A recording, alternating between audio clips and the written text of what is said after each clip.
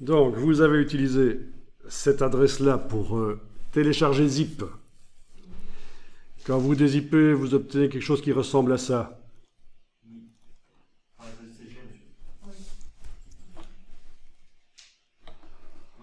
Alors, c'est des différentes étapes pour l'explication sur la création d'un motif, d'une brush de motif en fait.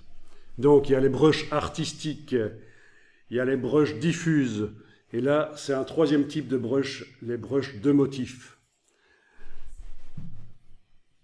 Bon, on va ouvrir les documents petit à petit pour voir un peu comment ça s'est construit, et on va refaire ça après. Donc, essayez d'ouvrir le 1. Voilà, vous voyez ici. Et là, je vais aller afficher quand même le damier de transparence, ce sera pas mal. Ou, autre solution que le damier de transparence, mettre un calque avec de la couleur. On va plutôt faire ça parce que c'est pas mal aussi. On va aller dans la palette des calques. Évidemment, on ne va pas le faire à chaque fois. Mais je vous montre. Oui, parce que le faire pour chaque fichier, ce serait ennuyeux. Mais dans la palette des calques, si vous créez un calque, que vous l'appelez fond,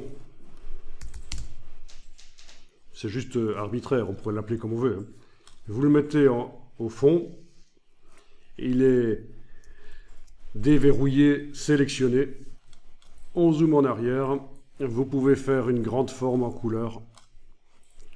Voilà, une forme sur laquelle vous allez mettre, et là je vais dans le nuancier, une couleur, une nuance.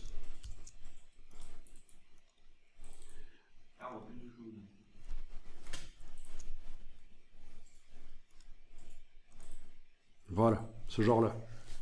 Juste une couleur de fond comme ça. Ça peut être pratique quand on travaille dans Illustrator. Mais bon, tous les documents que je vous ai fournis ici n'ont pas cette couleur de fond, donc il faudra, si on veut voir ce qui est blanc et ce qui ne l'est pas dans le document, il faudra afficher le damier de transparence. Pour les suivants, on va faire comme ça.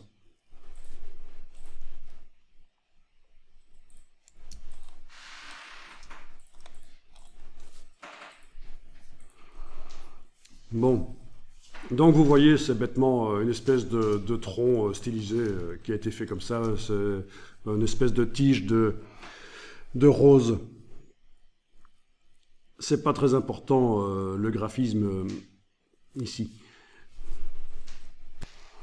Bon, ce que vous allez faire, c'est sélectionner votre rectangle là, le rectangle de fond que vous avez créé. Vous le sélectionnez, vous le copiez, vous faites un CTRL-C, commande-C. Et alors on va ouvrir le document suivant, le 2.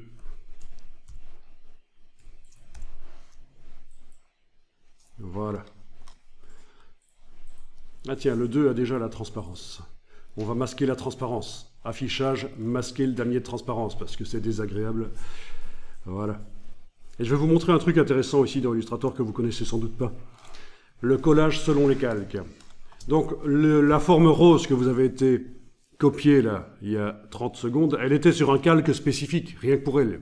Un calque qui n'existe pas dans la palette des calques. Si vous faites menu fenêtre calque ici, vous ne voyez pas le calque qui s'appelle fond. Du coup, si vous collez bêtement, édition, coller sur place pour que ça aille au même endroit, mais ça le colle dans le calque 3. J'annule. Alors ce que vous allez faire, vous allez dans le menu de la palette des calques et vous allez jusqu'à la ligne qui s'appelle « Coller en conservant les calques d'origine ». Voilà. Du coup, dans le menu, c'est coché.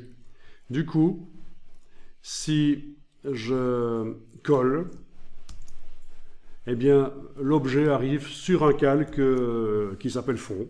Voilà. Ça, c'est très intéressant. Il suffit de le mettre en dessous. Et voilà, vous avez votre fond. Donc l'option coller selon les calques est très intéressante. Si le calque n'existe pas encore, il est créé. Si le calque existe déjà, l'objet est mis sur le bon calque, celui-là. Voilà. Le nom vient du calque d'avant, ça vient de là où j'ai été copier l'objet en fait. Si on n'a pas un calque... Donc je ne sais pas dans quelle version d'Illustrator tu es, mais avant ça s'appelait coller selon les calques, et toi, ça s'appelle coller conserve les calques.